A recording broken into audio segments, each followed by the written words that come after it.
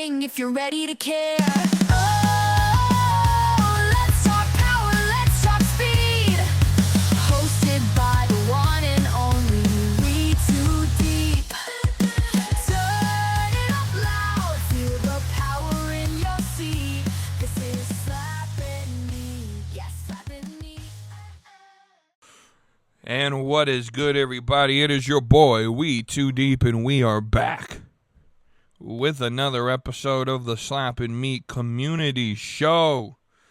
And we got a good one for you this week. Let's start off by wishing everyone a happy Thanksgiving.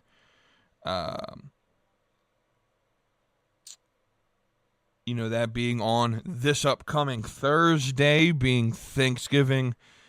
Hope you guys enjoy it, whether you celebrate it for whatever reason, right, that you celebrate Thanksgiving here in America. I know if you're Canadian, you've already had your Thanksgiving because you're backwards, just like everything else. Who would have figured the country that gave us Sami Zayn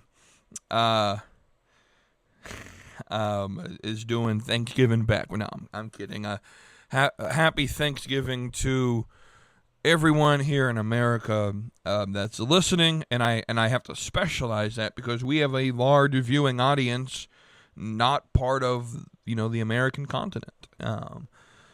If I were to go pull up the statistics of where my viewership was, I know I got some viewers, in different parts of Europe and Africa and Central America, South America.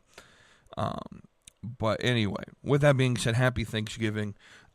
Secondly, sort of housekeeping, along the same lines of holidays, I answered a question a couple weeks ago, back on Halloween, about holidays and the difference, why I don't believe Halloween is necessarily not necessarily pagan, and therefore it isn't wrong from my worldview for a Christian to celebrate it.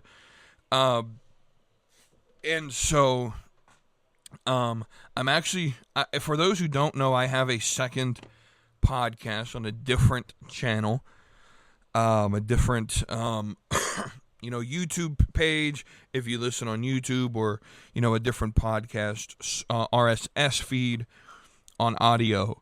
And that podcast, for those who don't know, is called the Exposit podcast, and it's more where this is football and wrestling centered, with the questions can being on any open topic. Exposit, the other podcast that I do, is 100% designed with the end in mind of being a Christian podcast. Like, literally, we're reading word for word, breaking down the Christian, the Bible, the book of the Christian scriptures, right? And trying to understand them from my worldview. And when I started that's what I do on Fridays, by the way. You ever notice? So we went from Tuesdays and Fridays, and now we're only on Tuesdays here. Well, it's because on Fridays that I'm excuse me, I'm doing that other podcast. Excuse me. But what I also do with that podcast is sort of a spin-off show called Crossroads. And the sort of subtitle is Where Theology Meets Culture. Because I do, and doing that podcast, what I've recognized is that there is definitely a need for more practical application, real-world application, different things that get talked about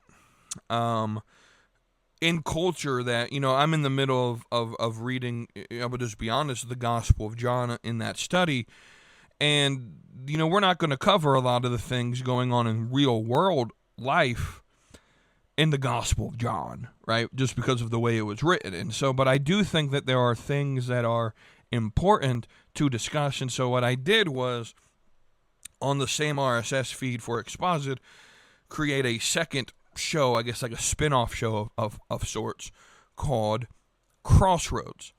And I immediately, it was going to be like maybe a once-a-week thing, or maybe like whenever a topic comes up that I wanted to discuss. But then I realized I can't do it once a week because I don't have enough conversation pieces at this point gathered to discuss on. But I probably should formalize this, right? And so it's a once a month thing starting and it's going to be the first Monday. I think it's when I'm going to drop it, the first Monday of every month. And so not today, I'm recording Monday the 24th, but December 1st will be the next Crossroad episode dropped, which will be discussing that same similar topic of holidays. Should Christians be able? So if you all have time and would love to listen to another podcast, I would definitely invite you. I'll link the audio link in the description for you all to listen to. No need, no, not forcing you all to check it out, but it is there. You can check everything else. I just did a Crossroad episode not too long ago. I think it was probably about a week or so ago, on the issues with the red pill Andrew Tate, Myron Gaines style masculinity. And so that's available to listen to. But anyway, let's actually dive into this podcast. So let's dive in the ropes, go in the ropes here. We'll talk some wrestling. I'll be honest, not a lot to really talk about, in my opinion. We're going to predict War Games because I haven't predicted a pay-per-view since SummerSlam. I think it's been about 3-4 months since I've done a PLE prediction.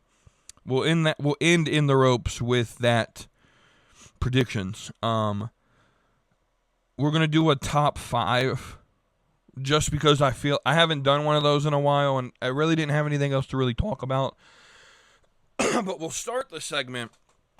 I didn't watch all the Full Gear, but I did see segments, I did see pictures, I did see clips of Full Gear.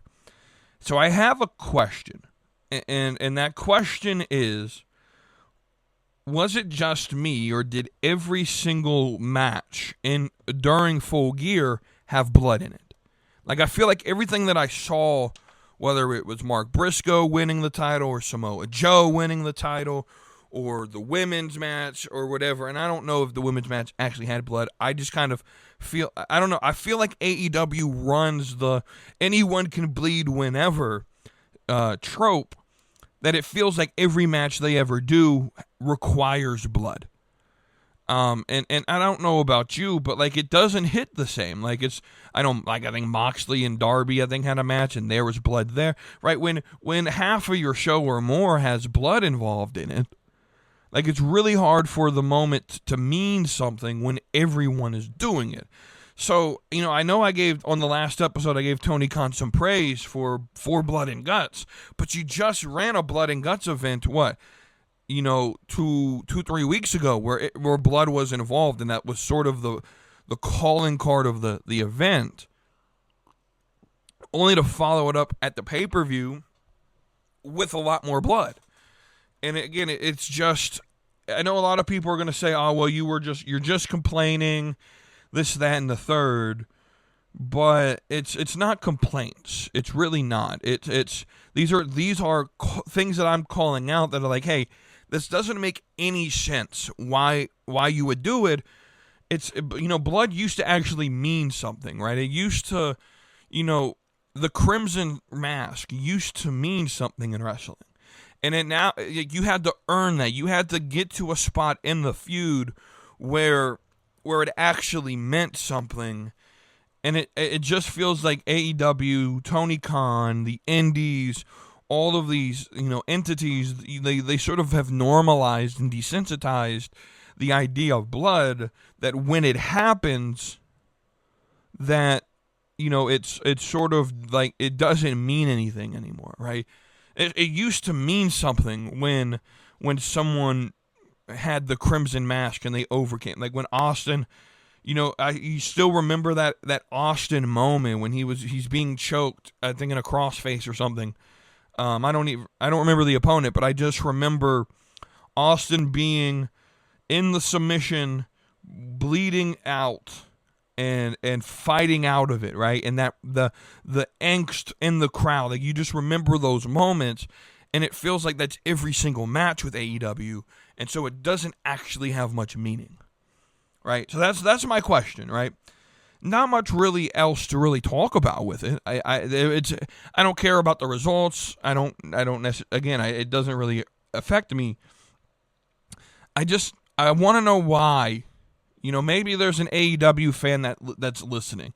Leave in the comments or DM me or something. Why does AEW rely on the use of blood so much? Right? Because it doesn't make much sense to me, right? So let's move to the top 5. And the top 5 segment, again, I really didn't have a lot to talk about in this. And I wanted to have a fair, because what tends to happen, because I haven't really paid attention to wrestling all that much, is this sort of starts to become a football show. And I like talking about the NFL, but I don't want to do an hour on the NFL. I don't think I have enough content or things to say about the NFL because I am super casual of a football fan, right? To the point to where, like, I watch the Patriots, then I go take a nap the rest of the day, right? And so, or for example, the Patriots play next week on Monday night, so I'm probably not going to watch any football on Sunday, right? And so it's one of those things where, like, I'm a casual fan when it comes to sports, right? I like my teams and I don't really care about the rest, right? And when we get there, there's a segment that I'm going to talk about this when we get to the sports aspect. The idea of, I think, for those who care about the stats and all of that, but I'm going to mention that when we get there.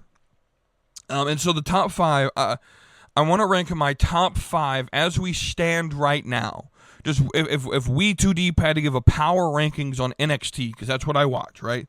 If I had to give a power rankings on NXT, who would be my top 5 favorite, not the best, but my favorite NXT women and men in NXT right now as we stand as of Monday, November 24th. What would again, these are not who I think are the best. These are my favorite. And so we'll start with the women, because ladies always got to go first, right? And so it'll be Sol Ruca, and these aren't in order. These are just my top 5, right? So Sol Ruca, Tatum Paxley, those two are automatics on the list. Blake Monroe, I think, has to be on the list. She's a very fun character. Ren Sinclair is on the list. I really like what she's doing. I wish she got a little bit more ring time, but I really like the Ren QCC. That's fun. That's clever. Her and Kendall are great. And so this last spot really was a battle between, am I going to put Kendall? Because I do like Kendall, but I don't think she's the Evolve champion, right? So I don't necessarily want to put her in NXT right now, even though she's on the show. And then so I was thinking, okay, is it Izzy? Is it Fallon?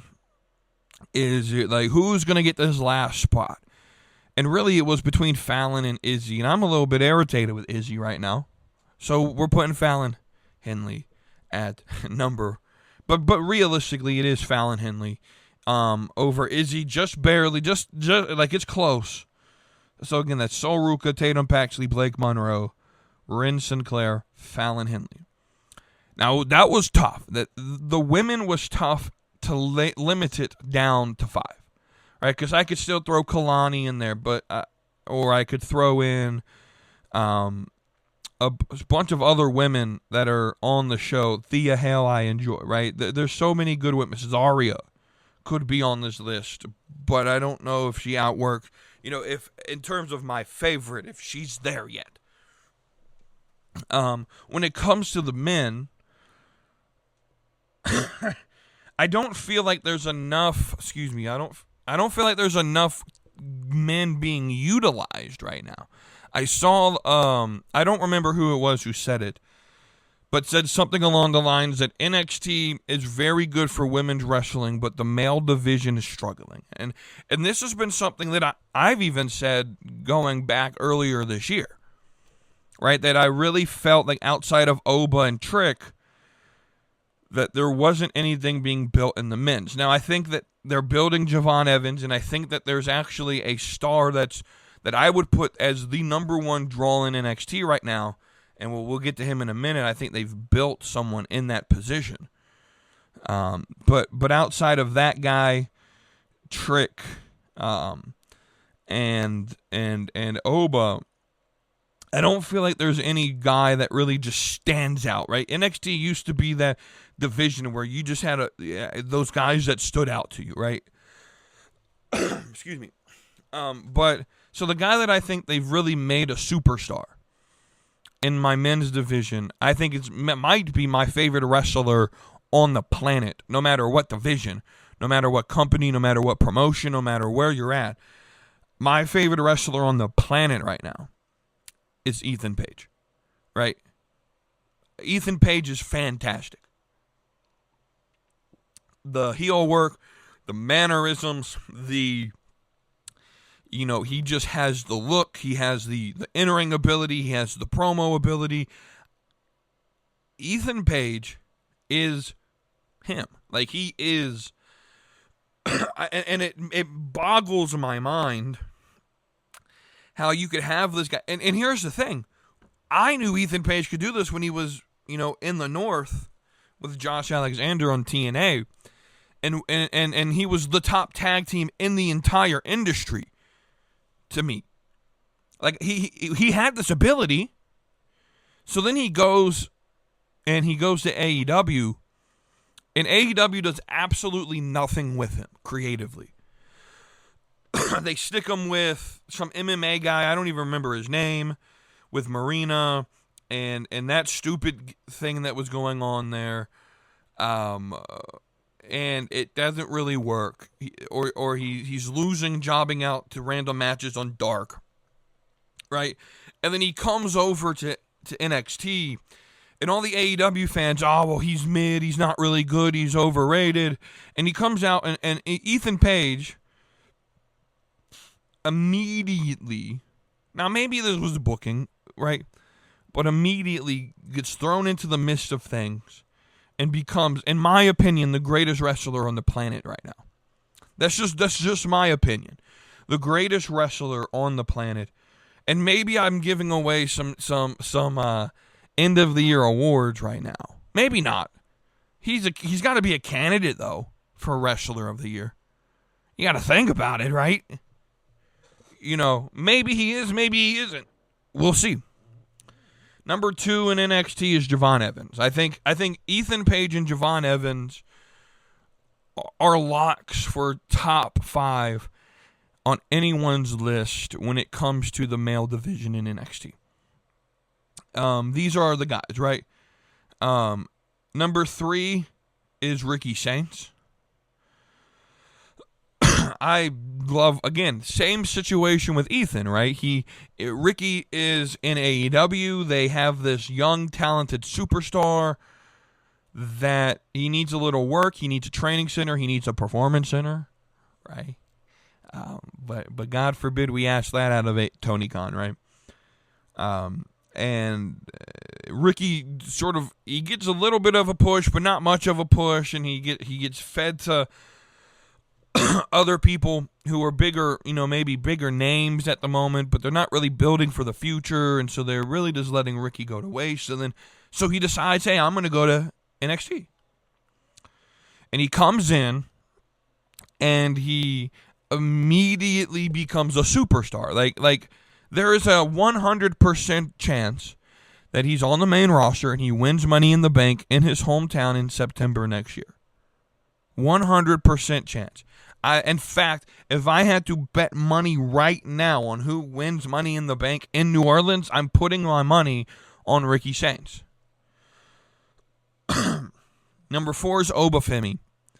I think those are your 4 guys, though. I think if you had to put your 4 guys of NXT, if we had to do an AEW gimmick and say the 4 pillars of NXT, I would put Ethan Page, Devon Evans, Ricky Saints, Obafemi. I think those are the guys, right?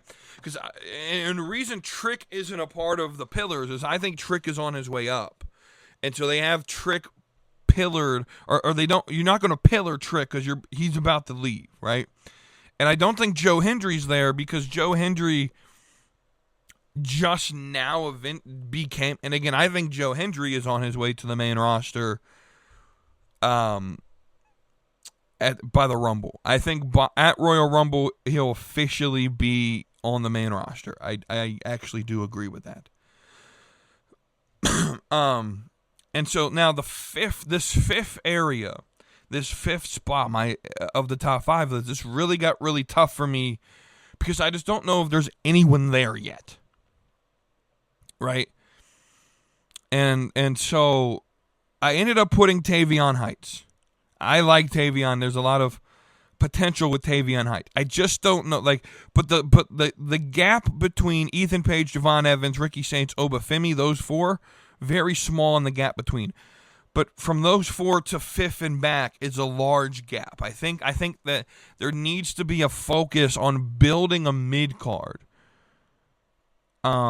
around somebody, right? I know they're trying to get Jasper Troy built and a bunch of, Josh Briggs. So there's a lot of fill-in characters. I like Josh Briggs, but I don't think that he's the guy that they're going to build the future around. I like Miles Bourne. I just don't know if he's the guy at this point, right? I like some of the tag team stuff that goes on there, right? But I don't think there's a single member of Dark State that I would say is the guy, right? And so I just haven't seen enough of the rest. There's a large gap between the top 4. And again, I'm removing Joe Hendry and Trick Williams out of the equation for the same reason that I removed JC Jane from the equation with the women.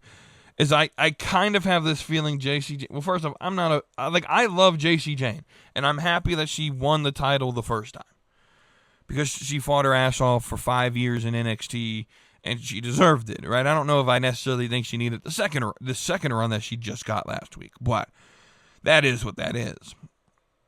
And so Tavion Heights, he's the guy that I think they could build around, but I'm not. Again, I'm going to hold my breath. I think Tavion's got a lot of potential, and of all the guys in NXT not in those top 4, and it's not Trick or Joe Hendry, I think Tavion might have the most potential, right? So let's end this with a War Games prediction, and this is where it's fun, is because I haven't watched Raw or SmackDown in forever, 3 months, right? I have no idea what's going on. At all. So it looks like we have 4 matches right now.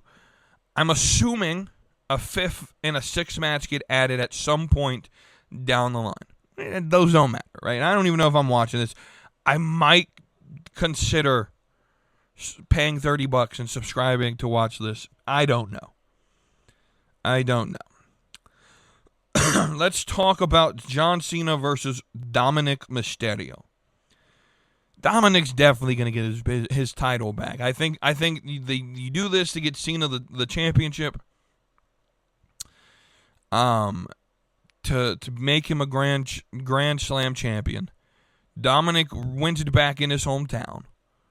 And then what I would immediately do is when he wins it, have someone like Vikingo come out and challenge him. For whether it's the triple, I think Dom is like the AAA champion, right? And either have Vikingo challenge him for that, or if Vikingo even challenge him for the Intercontinental Championship, right? We have Stephanie Vaquer versus Nikki Bella for the Women's World Championship. I think Vaquer is winning. Stephanie's definitely winning. I could see a world where Nikki Bella wins this match. I don't see Vaquer dropping the belt at all. So the other two matches are Women's War Games matches. Even though on Friday night on SmackDown we're getting a traditional SummerSlam style 5-on-5 match, that's just going to be on a Friday though, not on the actual pay-per-view when people actually want to see that on a PLE. But you know, it is what it is. So let's just give it back on free TV. Anyway, the women's team: Rhea Ripley, Io Sky, Alexa Bliss, Charlotte Flair, AJ Lee versus Nia Jax, Lash Legend, Asuka, Kairi Sane, and Becky Lynch.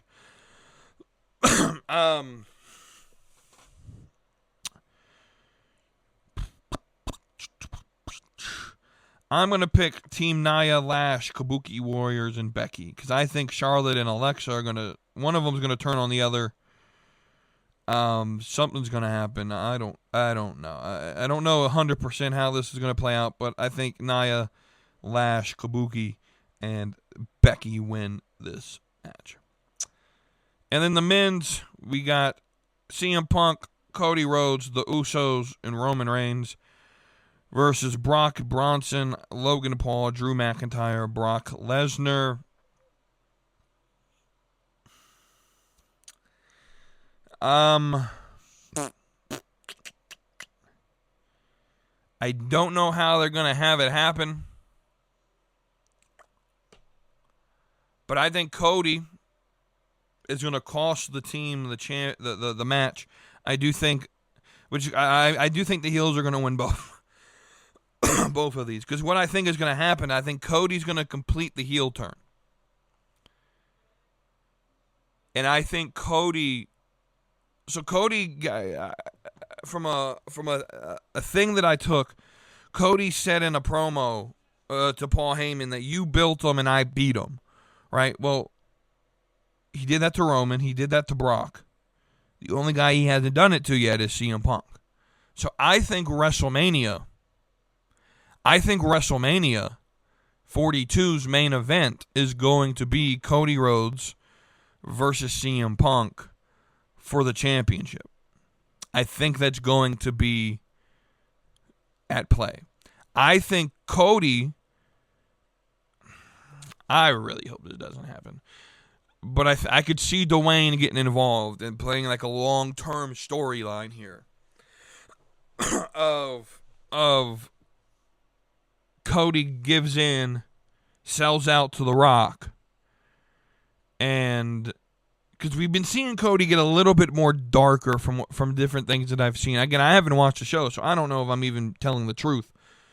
But I think CM Punk, Cody Rhodes is going to be the plan for Mania, which ultimately that's what this is building to, right? Because you don't have another PLE till Rumble in 2 months. And so we're building towards Mania season where... Who's the other world champion? CM Punk is one. Cody's the other, right? Cody Rhodes is world champion? Yeah. So, I don't know how this happens. I don't know how it happens. But somehow, Cody Rhodes and CM Punk will end up main eventing. Whether it's champion for champion, title for title, I don't know how it's going to happen or what the play is going into this. But I definitely think, and it could even be that Punk loses the title at Rumble in a match. Maybe Cody costs him the match or something. And in Chicago at Elimination Chamber, Punk wins the Elimination Chamber and then challenges Cody Rhodes. That could be a path that we could see. Maybe it could go the other way around where Punk costs Cody the title, maybe to someone like Drew. Who knows? Like again, it's interesting to figure this out. But I do think the Mania match will be Punk and Cody. And I think Brock and Roman will be a Mania match that they're going to push again. And we'll go from there as to where everything else goes. But I think maybe you could see something like the Vision versus the Usos or something down the line. Who knows, right? But I think both heel teams win that. Very uninformative predictions, right? Because I haven't been paying attention. Anyway, let's go fourth and deep. And by doing that, we're going to start in Patriot Corner. And we got some stuff to talk about. This game against the Bengals was rough. It was the worst game that the Patriots have played since playing the Steelers in Week 3. Yeah, it was just off. This was one of those games where I sort of came in saying, well, you know, we come in, no Trey Hendrickson, no Jamar Chase, no Joe Burrow. So your top 3 stars are done, right? They're not playing. So I come in very confident saying we're going to blow this team out. And we did the complete opposite, right? We probably should have lost. I'm just going to be honest with you. But we won the game. And I'm going to talk about that here in a second. But did we really win? Because Will Campbell gets carted off. Our left guard, Wilson, he's also a rookie out of Georgia. Can't think of his first name right now. For some reason, I want to say Jared. But that doesn't sound right. But it is right. It is Jared. Okay, so Jared Wilson gets hurt. Will Campbell gets hurt. And so our entire left side of the offensive line, which we've been pretty good health-wise this season, right? And our entire left side of the line goes down. And when Will Campbell goes down, I immediately say, crap. That means we're putting in that good-for-nothing waste of a roster spot, Vidarian Lowe. Like, I had some choice words when he came. Like, the dude is the most worthless player I've ever seen play football, right, in the NFL. Like how he got there. Like, I feel that there's probably 97 better players at that position that can be on the roster. I mean, like, dude's legit. Excuse me, dude's legit like a 53 overall on Madden.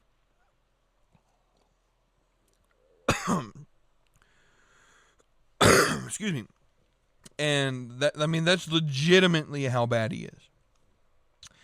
And so, you know, Will Campbell's not playing on Monday against the Giants, but there is hope that maybe we go in next Monday night, we beat the Giants, and then we have a bye week, and then we go and play against the Bills, and so we essentially have about a week and a half off, right?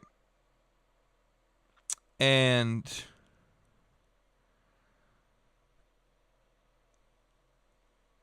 there's a good chance that Will Campbell could play that game. But what we're really missing is Milton Williams. Injuries are concerning, but Milton Williams will be back, I think, week 17 is what I heard. Week 17 is when he comes off IR, and he could be back. If we can beat the Giants and then beat the Bills, I think we have the division locked.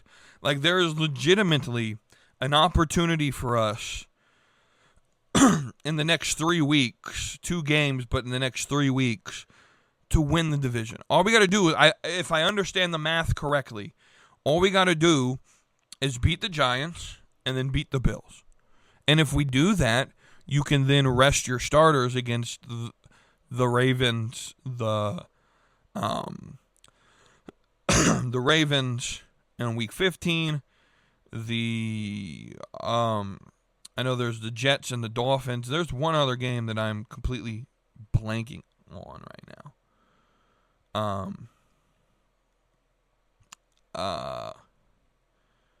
Who else is on the damn schedule?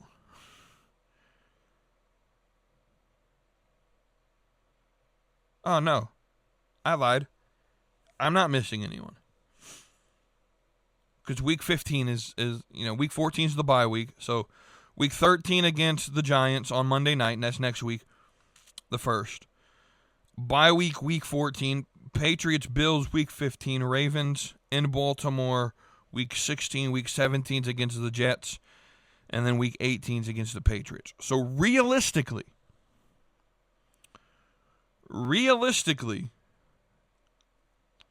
there is an opportunity if we can beat the Giants, beat the Bills, we lock up the division.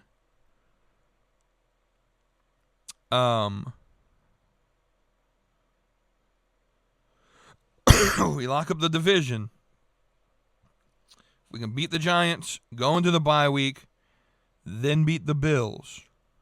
There's an opportunity for us to go in after the Bills and go into the final 3 weeks of the season 12-2 and resting the starters to go into the playoffs healthy. Now, the question then becomes, are we going to fight for the 1 seed? And that's what I think we're going to do. Because the 1 seed is very important. We have it right now. But, we have it right now. As long as we win out, we'll beat the Colts. The Broncos' remaining schedule includes the Commanders next Sunday, the Raiders, the Packers, the Jags, the Chiefs in Kansas City, and the Chargers. And so I would need them to lose 2 of those.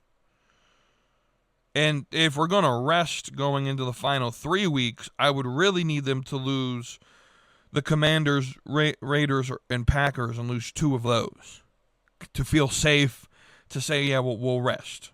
Right? And so the Broncos are, in my opinion, are the only real competition to the 1 seed. You look at the Colts. I think the Colts are destined to lose one of the final weeks, 1 or 2 more of their games. So they got the Texans twice. They have them this upcoming Sunday. And then they have them to end the season. And the Texans are in a very good mode right now where they're winning games, right? But the Texans are also battling for the playoffs. So they're going to play hard. I think the Colts are bound to lose 1 to the Texans, and I think they're bound to lose in Seattle. And they got the Jags twice. So I mean the Colts have their 4 hardest division games still to go. The Jags twice and the Texans twice. And then you add in the Seahawks and the 49ers right? The last 6 games for the Colts, they started out hot, but there's legitimately a chance that they end the regular season 8-9. Legitimately. Right. Now I don't think I think they split. I think they go 3-3. I think they beat the Niners. I think they beat the Jags once. I think they beat the Texans once. And then that means they'll lose to the Jags once, lose to the Texans once, and then lose to the Seahawks. I think they go 3-3 to end the season. which means that the Colts will end up 11-6 in my book. And so I'm not worried about the Colts. Losing to the Chiefs really helped, right? I'm not worried about the the Ravens. I'm not, right? So really at this point, it's Denver and New England for the number 1 seed, right? Indy's in play if they can win out. Indy's gonna have to win out. And so we go back to Denver's schedule, and you got the Commanders. You have the Raiders, you have the Packers, you have the Jags, you have the Chiefs. I mean, the Jaguars could genuinely be the team that helps the Patriots secure the number 1 seed. I drastically would love if the Jaguars could win the 2 against the Colts and the game against the Broncos. The Jaguars, I'm not worried. Though the Jaguars could end up winning that division, but I'm not worried about them winning the number 1 seed. I'm just not, right? And so, now I mentioned all the playoff races because when we finish this, that's what we're going to talk about in a second. So, to finish Patriot Corner, this was a bad game, but we won. We fought through. We ended up winning, and that's my takeaway. That's my takeaway for this game. That the Patriots actually have a team who can battle through the tough games. Last year, we didn't have that. The year before that, we didn't have that. One-possession games come down to who has the most grit, who has the ability to fight and push on through the adversity, through the injuries, through Drake May playing off and not being true to form, right? And so I think this team, that's what I'm taking away from this is, I mentioned something earlier in the show that I was going to get to, and that is, if you're a stats guy, if you're like, oh, you guys got outplayed, right? And all you care about is the stats on the paper. Stats are for losers, right? At the end of the day, the win column has 10. We're currently the only team in the league right now. Currently the only team in the league with 10 wins. Now, granted, we haven't had a bye week yet, so it's a little bit unfair because we played more games than everybody. But we are literally the only team with 10 wins right now. The only team with 10 wins is the New England Patriots. And you look at you look at stats and you look at, strength of schedule. And yeah, sure, it's not bad. Here's the thing. Our strength of victory is not much better or lower than the Colts or the Broncos, but no one's talking about that, right? No one's sitting there talking about strength of victory. Or like at the end of the day, you play the schedule you get handed. It doesn't matter who's the Bengals could be the 32nd ranked defense like they were, but they came in, they played good football on Sunday, right? It's all about who's playing what. How good are you, right? And so I'm tired of hearing about stats, and if you're a stats bro, you're a loser. Stats are for losers. At the end of the day, all that matters is the win and loss column. That's actually insane, bro. I was just scrolling through the standings, and we're 12 weeks into the season. I wasn't expecting to see teams eliminated from the playoffs. There's only one, and it's the New York Giants. Was not expecting to see teams eliminated from the playoffs at this point. But there is no mathematical formula for the Giants to make the playoffs. Even if they win out, the best they could go is 7-10. Best they could go is 7-10. And so there is no way possible for the Giants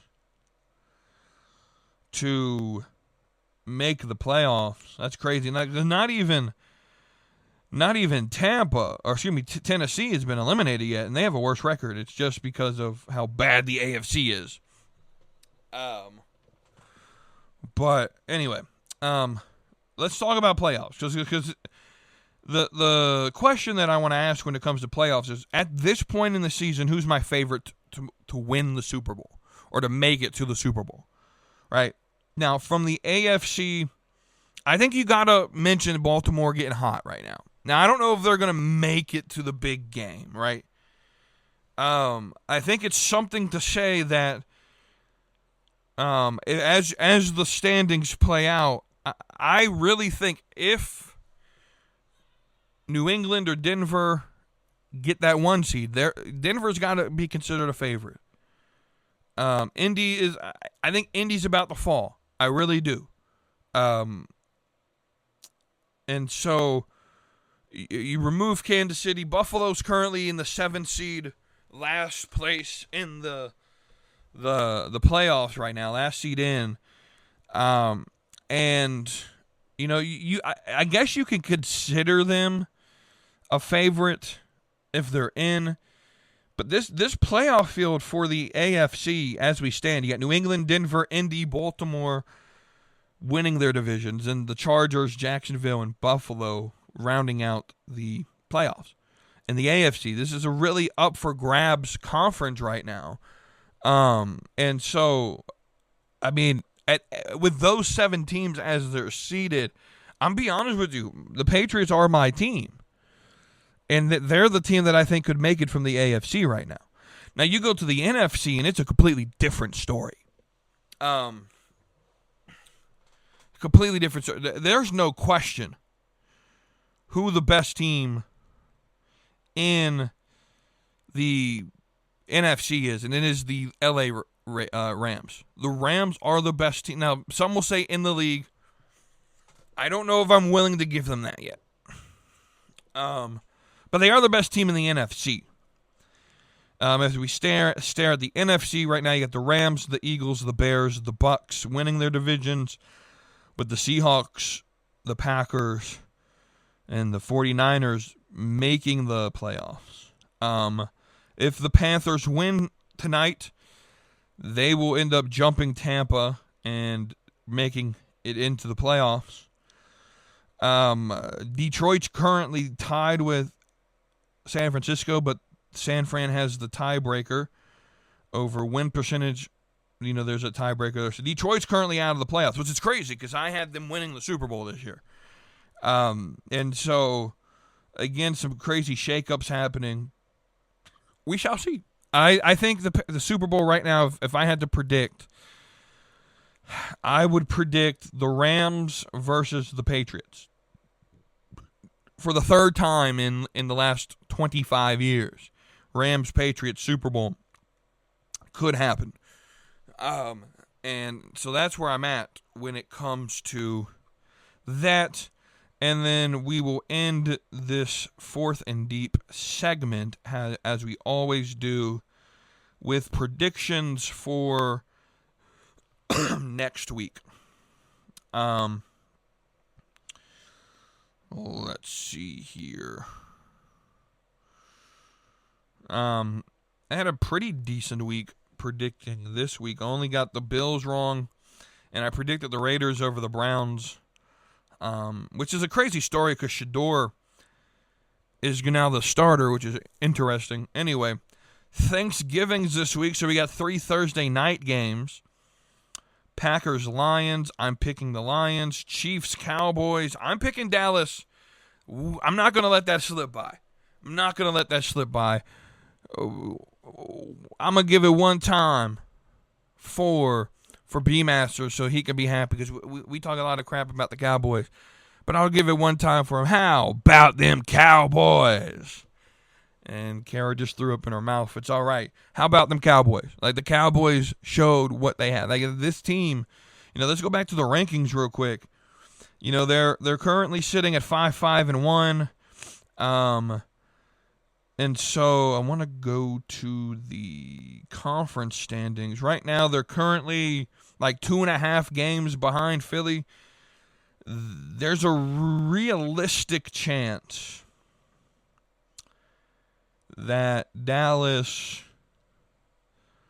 if they could beat the Chiefs, if they can beat the Lions, if they can beat the Chargers, if they could win out, and the Cowboys will have to win out, and that'll put them at 11-5-1. If that'll happen, if they could win out, I think that there's a realistic chance they can make the playoffs. But they're going to have to win out. Right? So, and then we end Turkey Day with the Bengals versus the Ravens, and I'm going to give it to the Ravens. We have a Black Friday game, the Bears at the Eagles, and I'm going to go upset. I'm picking the Bears, y'all. I'm picking with 8% of Yahoo users, because Yahoo's who I use to predict these games on. 8% of Yahoo users agree with me. I'm picking the Chicago Bears. That Philly team is not, they struggle, and that they have a great defense, but if their offense doesn't move, I mean, there's only so much a defense can do to cover up for the fact that offense is awful.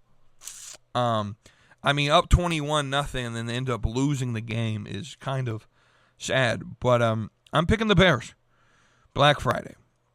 As we go the Sunday, Niners-Browns, I'm picking the Niners. Please, please, please, please, please, please, please beat Shador. Please. Jags-Titans, will pick the Titans. Texans-Colts, I already said it. I think the Texans are going to win this game.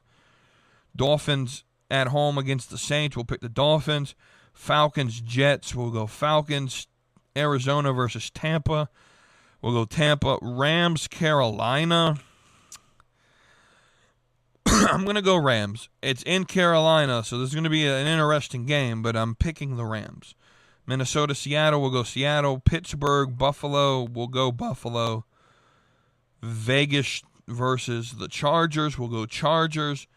Broncos-Manders, we'll go Broncos. And then to end the week, Monday Night Football, the Giants versus the Patriots in New England. I am going to pick the Patriots to win the game.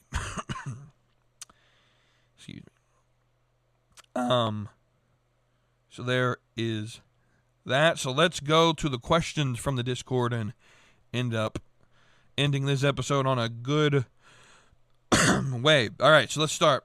Kara asks, what does Thanksgiving look like in the Wetoodeep household, and what are some things Deep are, thankful for? Now, here's the thing. I am not one of those people who celebrate like, oh, you got to be thankful. Because here's why. I think there are people who genuinely have bad years and have nothing to be thankful for. And what tends to happen, and I'm going to pause for a second here. Give me a second.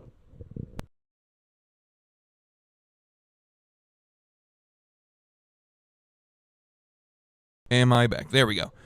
And what tends to happen is people ask, what are you thankful for?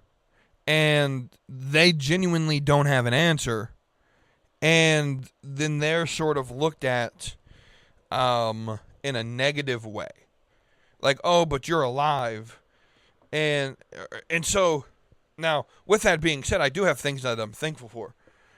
But they're not like traditional, like, oh, I'm thankful this happened. Because I don't personally, and maybe this is a negative about me, is I'm not the type of person that is cognitively thinking about positives. I'm just not that person.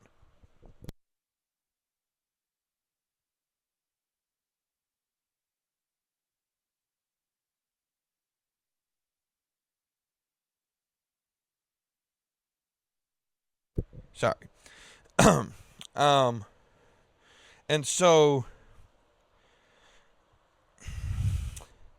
for me, this is always a tough question because, like, I don't know if everyone has experienced this, but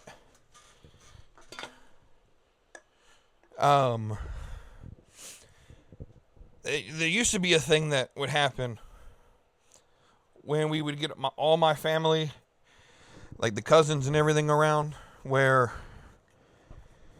it would be like, oh, let's go around the table and say one thing we're thankful for. And I would never have an answer, right? That wasn't like, oh, this food. I just didn't have an answer because I don't cognitively think about things that I'm thankful for on a day-to-day basis. Nor do I think we should. I think this is just a me. This is just a me thing. I think it's a little bit. I think it's a little bit awkward, a little bit weird to sit there and be like, "Oh, this is what I have to be thankful for today," because no one's having big things happening to them on a day-to-day basis. Like. If you ask me what I'm thankful for right now that I didn't have yesterday, there's no answer, right? My answer for what I was thankful for yesterday would be I get the opportunity to live another day. And what I'm thankful for today, I have the opportunity to live another day. And that's the day-to-day existence. With that being said, over the last year, there are some things I am thankful for. And in my life. That would be community, whether it is the online community here that we built, that you guys have stuck with me through, I'm not going to say challenging, but through some difficult things that have happened over the last year. 2025, whether it was, falling out with, the casual crowd or falling out with the junkyard crowd or... and sort of becoming our own thing, or, me just personally wanting to take the show a different direction and removing Wavy D as a co-host. Again, no hard feelings in doing that. It was just a personal decision, and there was, even debating whether or not I should cancel podcasting in general, and stop doing that, was something that I considered. And through that, I've had a core part of this community who stuck with me through the ADHD, really, is what it was. The ADHD, the anxiety, the whatever you want to call it, that made those decisions happen. The multiple personality disorder. I'm kidding.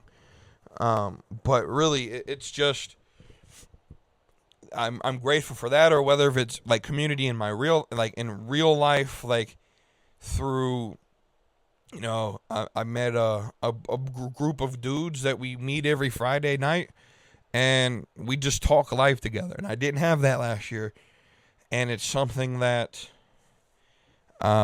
is very edifying. It, if you don't have that type of group of dudes, right? They've actually done a study where men have to be in some form of social interaction with other dudes doing things that they enjoy twice a week to maintain some level of happiness, right?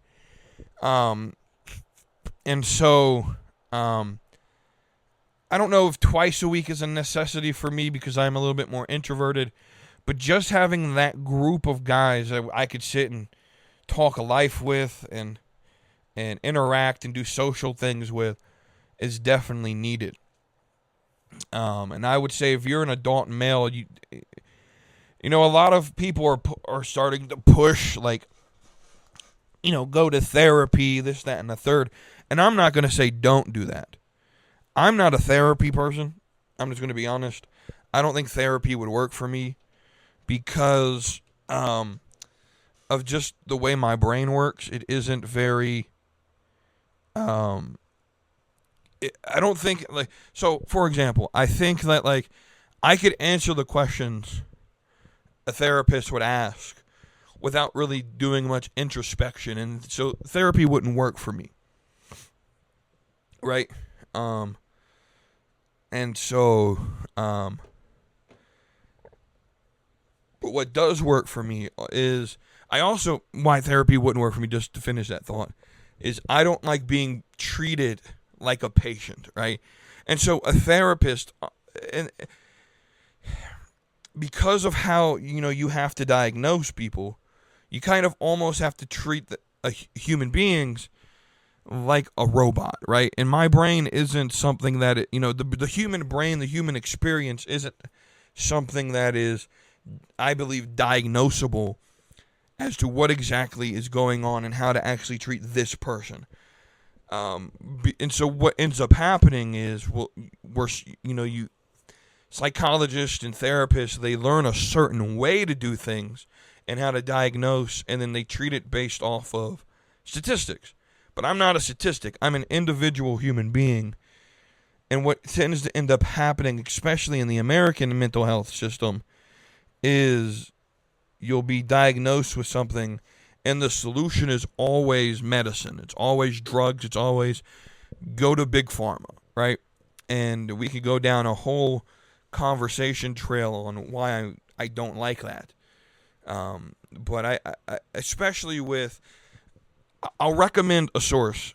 It's a book called The Myth of Mental Health, The Myth of Mental Illness by Dr. Thomas Zatz. That's Szazz, Zatz. And it's a hard book to read. But so you may need, just to ask for the Cliff Notes. But his main idea, his main objective is saying that calling mental illness like something like schizophrenia or bipolarism, he doesn't say they don't exist, so don't understand the idea of myth as, well, they don't exist. That's not what he's saying. What he's saying is they're not illnesses in the way that we would treat actual physical illnesses like cancer, right? So an illness like cancer, you can diagnose it. There's observable things that you can diagnose in cancer, and then there's actual treatment to treat the cancer, right? With something like bipolarism or what we would call mental illness, a lot of times, first off, there's nothing that you can actually physically see happening that can help you diagnose it. But then secondly, a lot of times what we call mental illness is just a deviation from what we in our culture call normal behavior.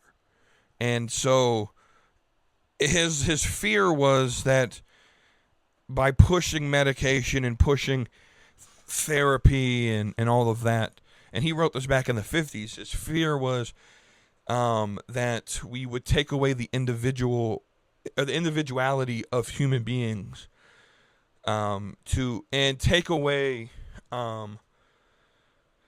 accountability for one's actions, right? Where, because I act differently than what's acceptable in society, if you're just going to call that mental illness, I don't ever have to take accountability for being stupid. I could just blame mental illness, right? And so that was his fear, and that's my fear as well, with that whole thing. But anyway, that's a long question. A long answer that had nothing to do with the question. What's Thanksgiving like in the Wetoodeep? And we're just going to watch football.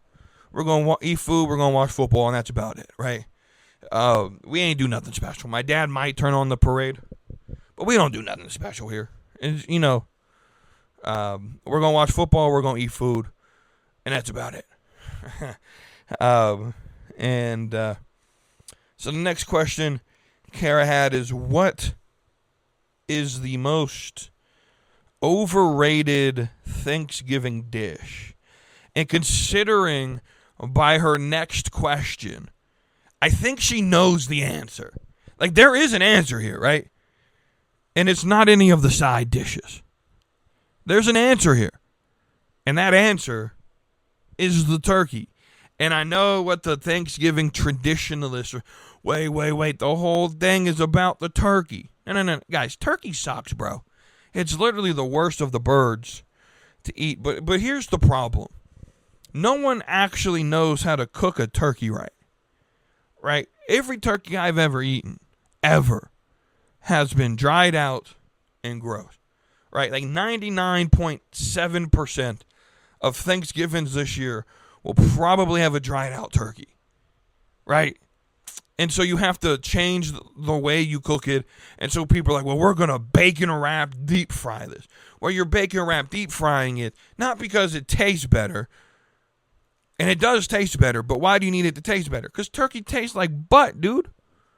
But you know why else you got to bacon wrap deep fry it? To keep some of that moisture in. Because if you put it in the oven normal, you're going to dry it out. Right? And so what other things do people do with turkeys that prove to me that it's overrated, right? They change the way they cook it. They deep fry it. They wrap it in bacon to make it taste better. I saw the video earlier on social media last week teaching them how to, I forgot what he called it, but essentially it was butterflying the turkey, where you basically cut it in half. I was having a conversation with someone at church on Sunday that was saying that he's going to cut the turkey. Basically, he's going to basically take the pieces apart, so you'll have the turkey legs and the breast and the thighs, and he's going to cook it that way to maybe see if he can keep in the moisture that way. And so all of that extra work, because turkey is just completely useless. There's nothing outside of commercialism and tradition saying that you have to eat a turkey on Thanksgiving. And how do I know Kara knows that's the answer? It's her next question is, if you had to replace the turkey with another animal, what would it be?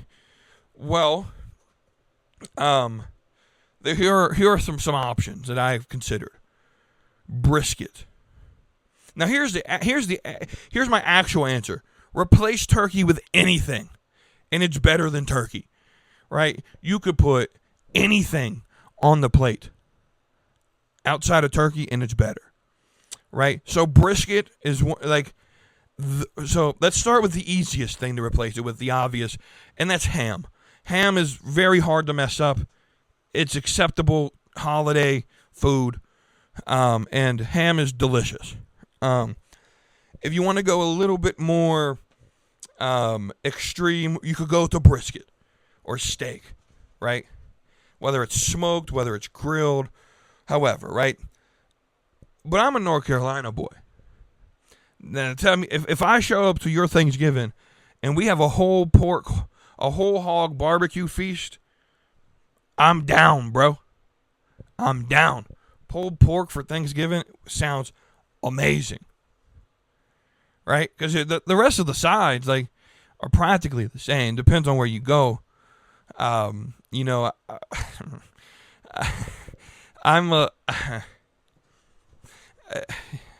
my mom was a little white. I love her, but she's a little white.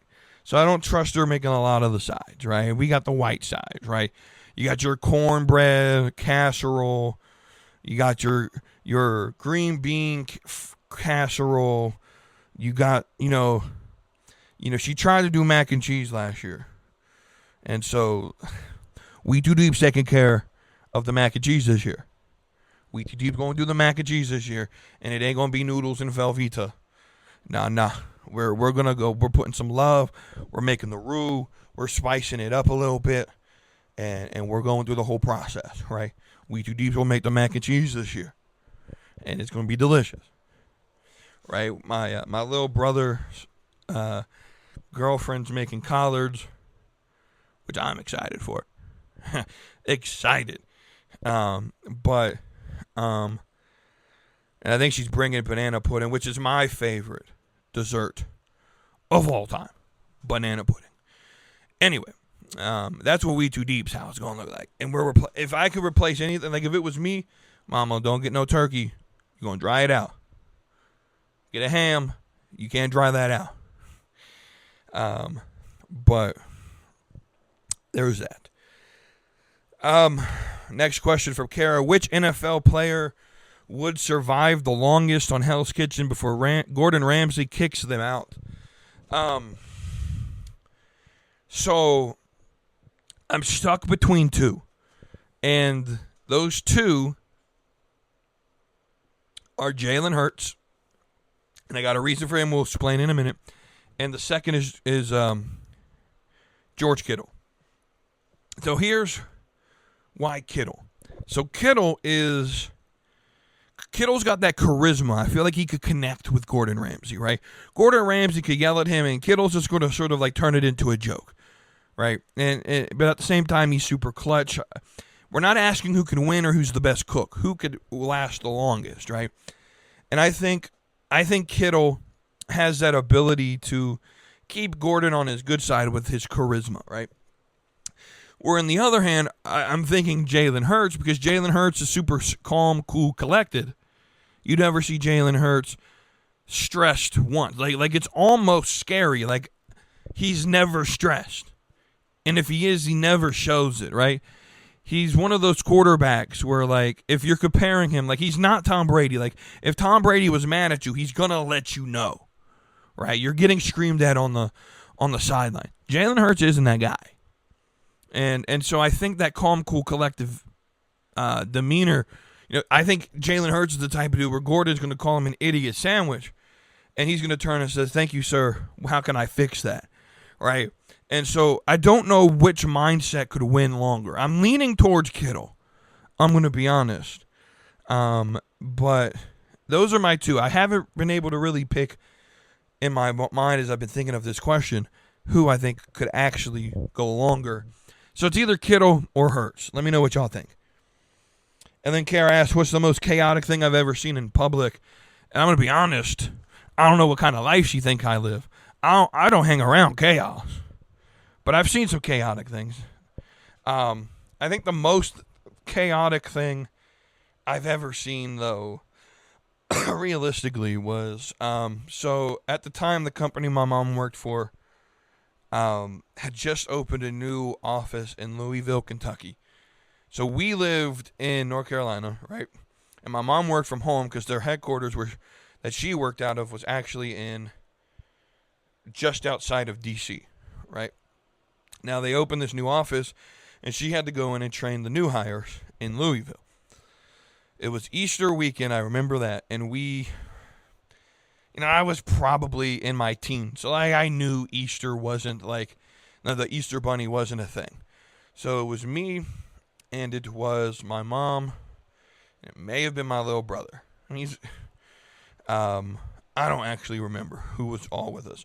All I remember is as we're walking in to Walmart, my mom just wanted to grab some things to do Easter, like baskets, even though we're not at home.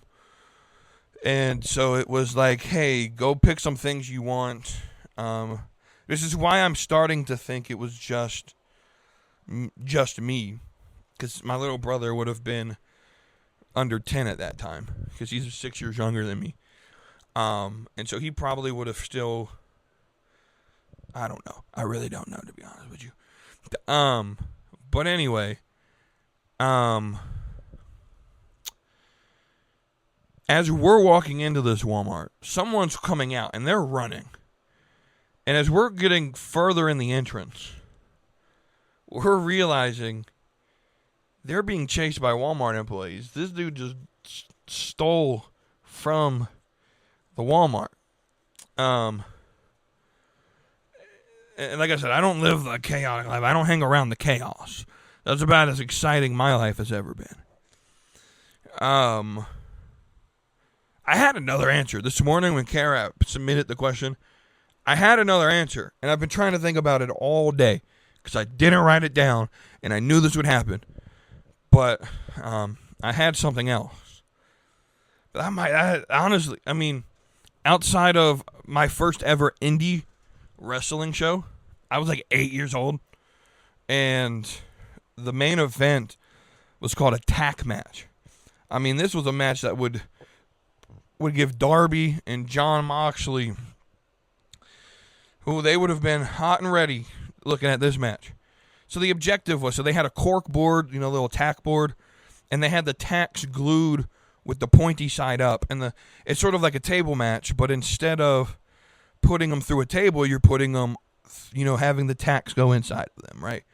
So, you kind of get the point, right? So it's no DQ. I'm like 8 years old, sitting in the bleachers of God knows where. I don't even remember the name of the promotion. I don't remember the name of the wrestlers. I don't remember the city I was in. I don't know anything about it. I just remember they were bashing heads off of this high school wall gymnasium. They went outside. One of the wrestlers went through a windshield, came back in. I think this is the match subconsciously that made me hate deathmatch wrestling. I don't remember any other details about it other than there was a tag match, there was a lot of blood, and I was not thrilled with it. I was like 8 years old, bro. And all I knew about wrestling was WWE at the time, right? And so this was kind of like, what the hell is going on? But that's probably about as chaotic as my life has ever been. Other than the time, I don't know. I don't even know if that's chaotic. My grandma, I was like 4 years old, so I don't remember any of this, but apparently as the story's been told, my grandma was watching me while my mom was at work, and she took me and James up to Connecticut for 2 days without my mom knowing, because my grandma liked to go to casinos. Anyway, but I don't know why we chose Connecticut or why she chose Connecticut. I don't remember any of this. I really don't. But apparently that happened. And then I guess more chaos.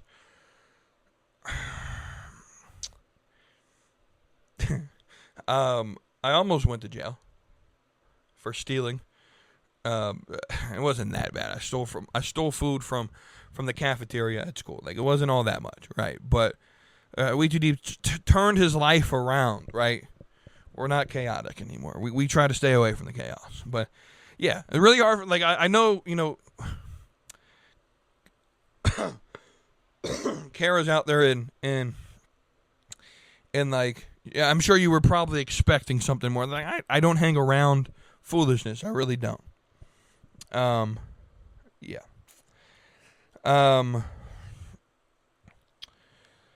B-Master asked, who would you think would be a good candidate to be lead singer for Linkin Park? We're going back to the Linkin Park question. So here's the thing.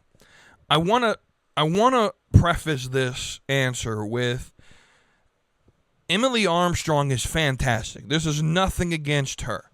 And Kara had made this post about, it sounds like a cover band. And I 100% agree. It does sound like a cover band. Here's where I stand on the Linkin Park issue. It's Mike Shinoda's band. It was started as Mike Shinoda's band, right? So Mike has the decision to do whatever he wants with his band. That's fine, right? He found Chester from, I think the band was called Gray Days. I don't remember the name of the bit, but anyway, but it's really hard to replace someone with the vocal range of Chester Bennington. I don't know another dude who has that vocal range that I can name to do this, right? So I do think choosing a woman is the best option. And so I came down really with one person. And that's Lacey Sturm from Flyleaf. That would give me goosebumps to listen to. I think Emily's great. I do agree with Kara.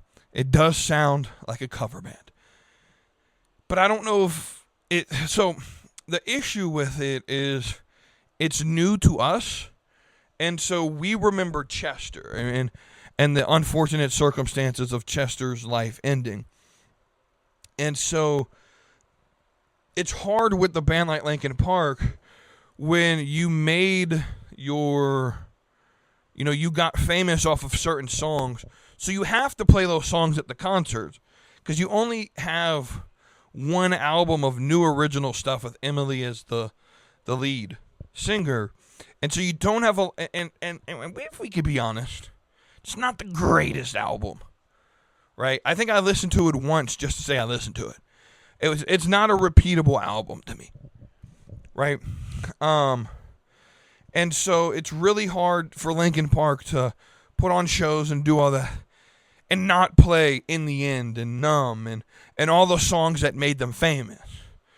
And so it is going to sound kind of cover band-ish. But I think we got to give them a little bit of grace. This happens all the time with bands. They change lead singers all the time. And so, but if I had to pick one, Lacey Sturm from Flyleaf would be my pick. If you had the power, this is from Kara, I believe. Maybe it's B-Master, I don't remember.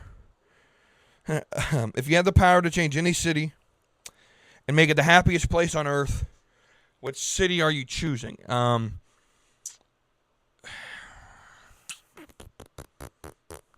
going to be completely honest with you.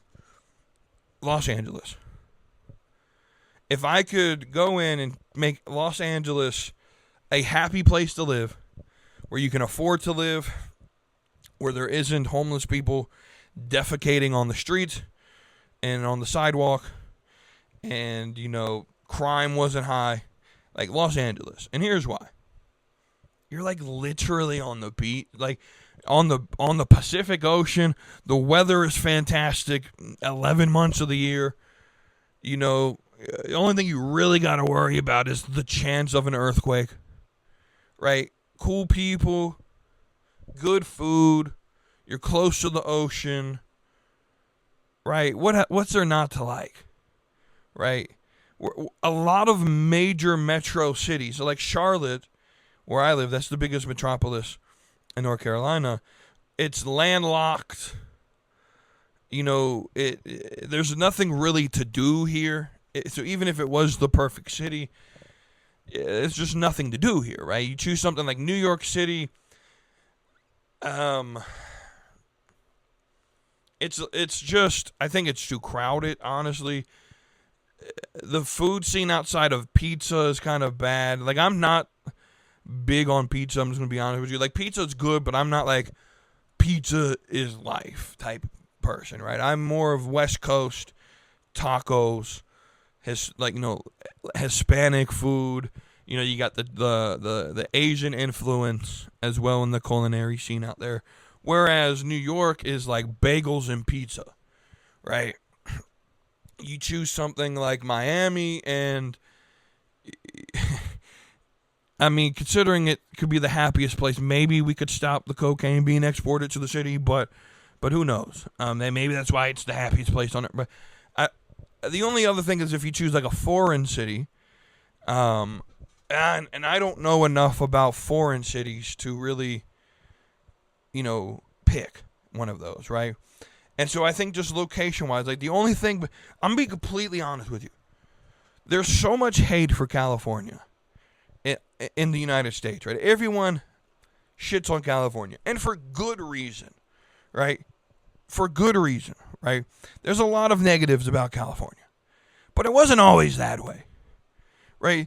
California used to be like the dream vacation for even the most conservative of conservatives, right? And I think if we could turn California back into that, like the California when Schwarzenegger and Ronald Reagan ran the state, where it was like, you have, wine country and the beach and the surfing and the food scene and all of that, right? If I'll be honest with you, if crime and cost of living was not so high in California, I would move to California. Like 100% have thought about it, and I would make that move if the negatives, because the negatives don't, or the positives of California to me at this moment don't outweigh the negatives. But it definitely, if I could change one city to make it the happiest place on it. It would be LA, right? It would be LA. If you had to get rid of one genre of music, why are you eliminating country? And the answer to that is I'm not. Really, the question is, what genre of music, if you could eliminate one, would you eliminate? And the answer to me is pop. And here's why. Pop music literally is popular culture music. Pop music is more so a subgenre of every other genre, right? And so, for example, Eminem went pop. He was still doing like rap music, but the problem with pop music is so generic, and it's intended to be generic so that it has mass appeal. But music has never been about mass appeal. It's always been about storytelling. The best of every genre, whether it's, hip hop, whether it's country, whether it's rock and roll or metal or any of that, the best of every genre has always been about the story. And so, unless you're talking about like classical, and there's really no story being told in classical music. But when I'm talking about like modern genres, right? And so the best of country is storytelling at its best. But at the end of time, right? At the end of the day, right? Even if you go back to like Gregorian chants and tribal music in Africa, right? It's always been about, the emotion and the story and connecting to people. And pop music doesn't do that. Pop music is designed to be just good enough to connect with every single demographic. Whereas hip hop, for the most part, connects to a very specific demographic. And I'm not just talking black people, because there are white people who like hip hop as well. But it's more so urban. It's more, right? But when you do pop hip hop, right, or modern hip hop, that is designed to have the mass appeal so that everyone can enjoy it, you get the trash that we call hip hop today, right? But NWA and Nas and Jay-Z and Tupac and Biggie and name any rapper from the 80s, 90s, early 2000s, right? They're not going to appeal to the mainstream audience in the way that Migos appeals to the mainstream audience, right? Because Migos is, I believe, industry curated to sound like something that will connect to. So the lyrics change, and instead of talking about life, right, which is why an artist like Kendrick or an artist like Nipsey, they don't reach mass audiences because they're talking about real life stuff that they grew up with and they experienced living on the West Coast, right? Whereas when you get someone, this is why, like, to me, like Drake's music, I stopped messing with Drake, was because his music became too pop. It became too generic, similar to like Taylor Swift, right? Like, I loved early Taylor Swift because it told a story, and it may not have been her story. A lot of times in music, the artist isn't the one writing the songs, which I don't have an issue with. But what ended up happening is that Taylor's music became from the super innocent story. I mean, Taylor still tells stories, so I'll give her that. But her music stylistically went from simple country, or even the early pop days still sounded good, right? And it went to just being super generic feminist movement type stuff. This is, to be honest, right? And so I would eliminate pop music, and that would eliminate probably 50% or more of, I mean, even within like the Christian genre, right? I make jokes all the time. I don't like Christian contemporary music. I think it's corny because I told him, I said, it's the corny pop song. And I had someone ask me what I mean. I was like, well, if you listen to a standard Christian contemporary song, right, what are the lyrics like? The lyrics, it's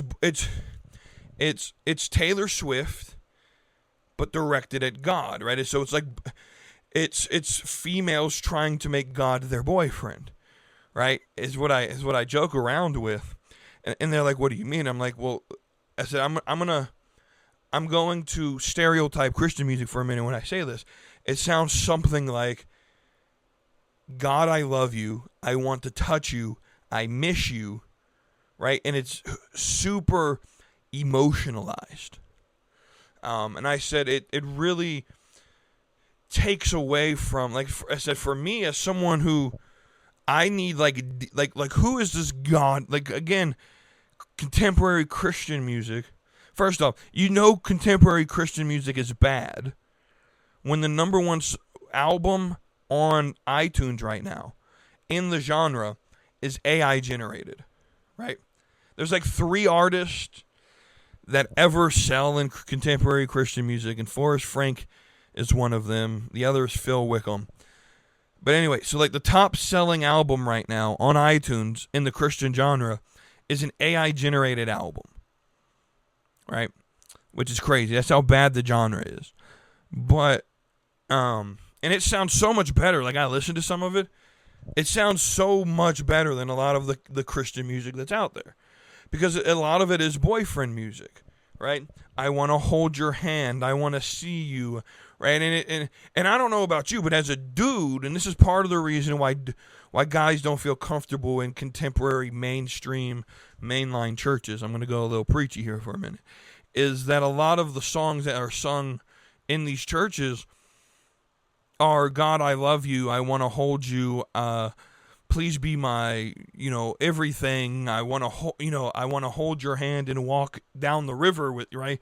And it's super emotional, lovey-dovey, and that doesn't connect with us, right? We want to hear about the Lord as a warrior, and if we had more of that music, right? I think more dudes would appreciate church a lot more, which is why, like, the genre of Christian hip-hop, people make fun of it, and there's some corny Christian hip-hop out there, but there's some really good guys.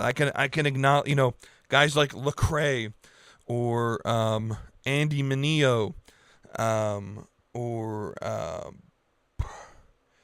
rapper like Bizzle, or Seven, that I could, those are the least theologically deep. So, like, those are the more mainstream artists that, if you're not deep into theology, you could listen to those and still enjoy it.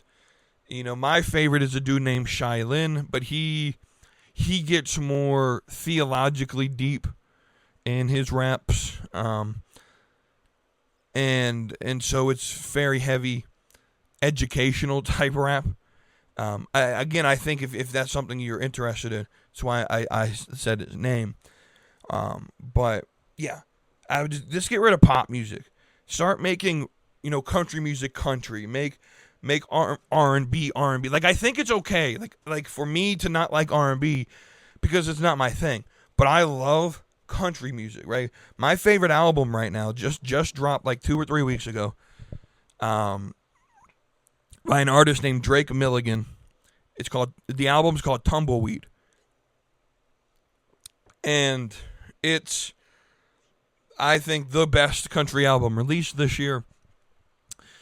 It's got like that George Strait sound to it, bro. And a lot of it is love songs, which is what makes good country music, right? 3 chords and a broken heart. But anyway. And then last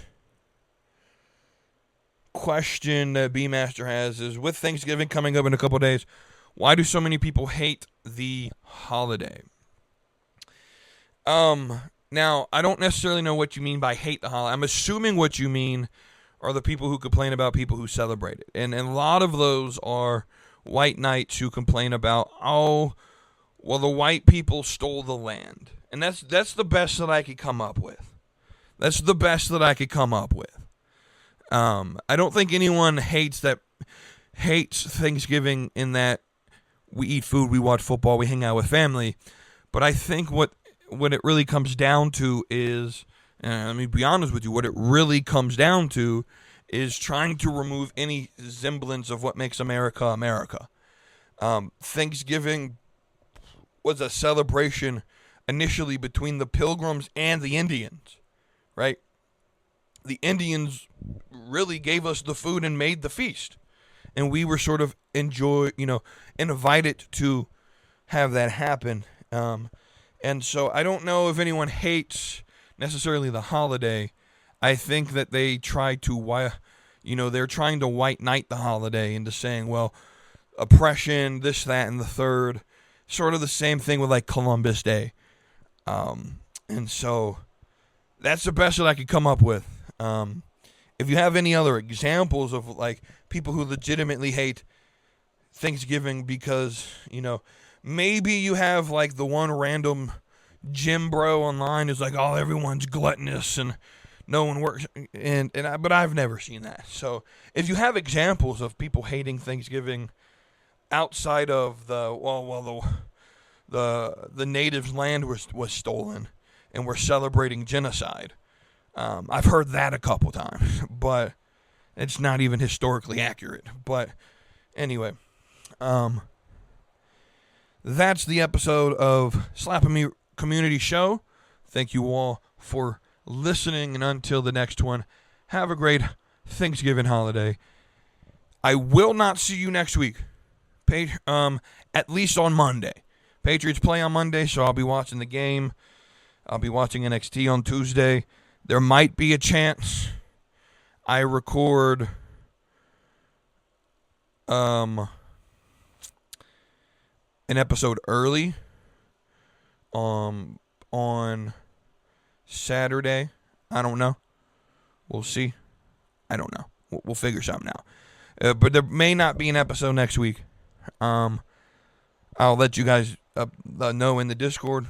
Join that link in the description. Until the next one, I'll see you on the Slapping Me Community Show.